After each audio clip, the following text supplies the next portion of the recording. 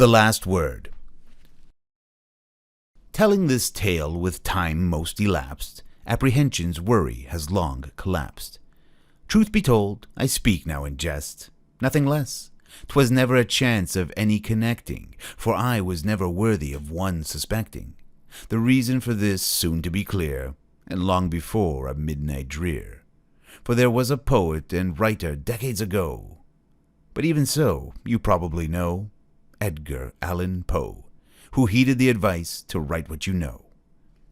In life and in words, his wife's love for me was a thing rare and most strong, until between us came a lover most vicious, liquor, who made the poet's spirit sicker and sicker, and soon his feelings would be turned into something wicked and most wrong.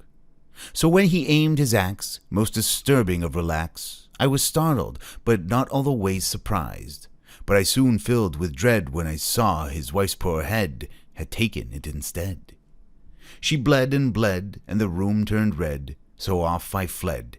His fiendish act gave me fright, and made me shelter from his sight, and wait and watch and plot my fight.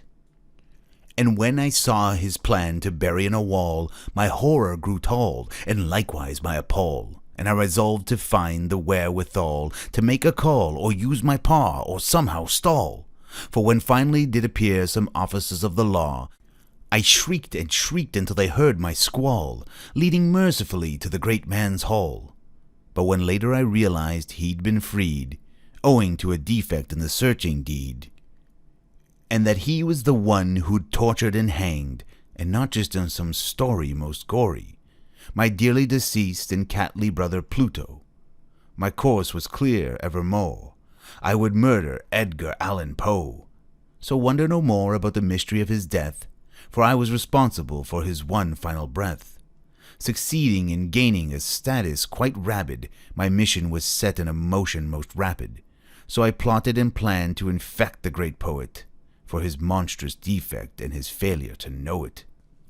And who'd ever surmise the great man's demise was murder most feline and at least not Fraulein? If you're asking me, oh, so divine. Indeed, over time, no one suspected that, coming from me, the story's second black cat, who got his tongue and took breath from his lung and made him fall flat. I, of course, too, was made to succumb, but 'twas no matter, my job had been done.